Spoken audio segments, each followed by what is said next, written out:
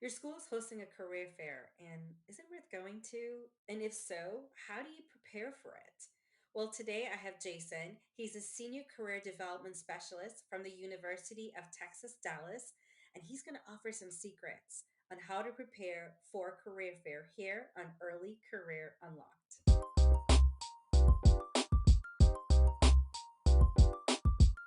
And welcome, Jason. So good to have you here.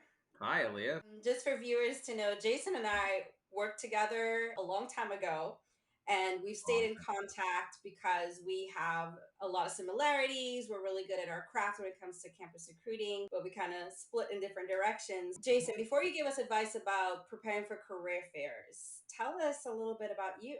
I mean, we met back when we were working with HP, working on the campus recruiting team together. Spent lots of time meeting students and getting the opportunity to go to different universities and do phone interviews, work within the applicant tracking systems, read resumes, work with hiring managers, really understand, how to write job descriptions that speak to students. The unique thing is that now that I'm on the other side of the table as a career development specialist at the University of Texas at Dallas, my ability to kind of draw from that experience as a recruiter, now bring all that stuff into the classroom. And the way that I teach my workshops and my class is sort of teaching it from the recruiter's perspective, showing them that, they have to often impress many people before they get to decision maker, a final decision maker.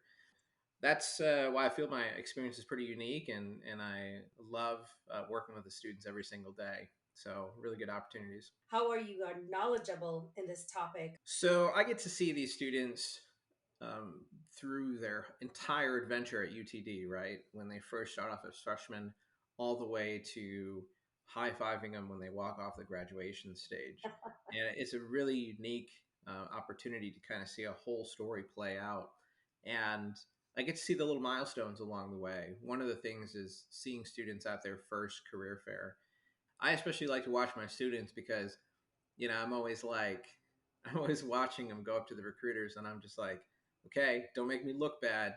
I taught you well. I get the opportunity to kind of see, the mistakes that they make and the things that they excel at, and then helping them work through those issues, in and out of the classroom, with one-on-one sessions and stuff like that. What three pieces of advice do you have about preparing for a career fair?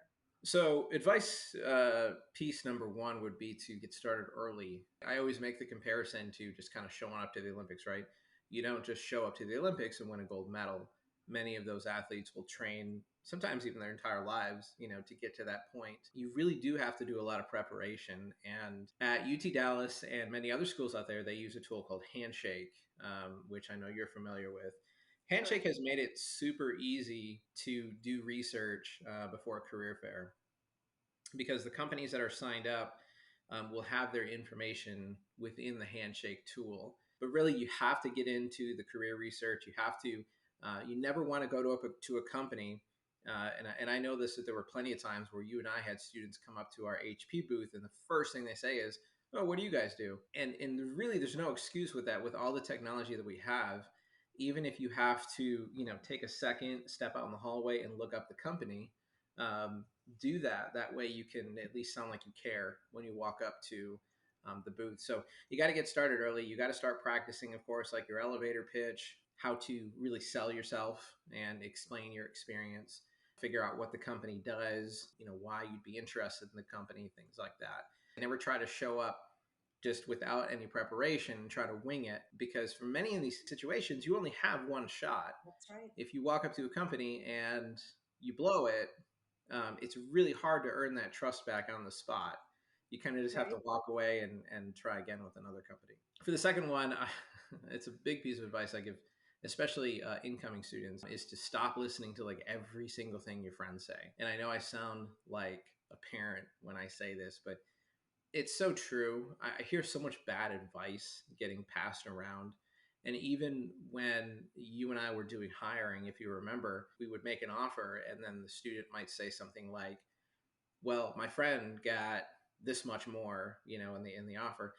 And Oh, there's, yeah. there's so many variables, of course, that go into that. We have no idea what business that person was hired in, what location, what type of degree. I mean, all those, factors matter. But sometimes, they'll hear this and they'll just kind of go into it gung ho, like, okay, this is a solid piece of information and I'm just going to run with this. And so I think that what happens is a lot of students, when they go to these career fairs and they have kind of a negative experience, or they walk out of it without an internship or without an interview, they immediately go tell their friends that it was a waste of time. When you talk to your friends and you kind of listen to, kind of their blind advice, sometimes you run the danger of living out their story instead of creating your own. Right. One thing I tell students all the time, Leah, is if your friends agree to pay all of your student loans after school, then you can listen to all their advice. Anything that they say, you can listen to it. But if not, you got to start making your own decisions.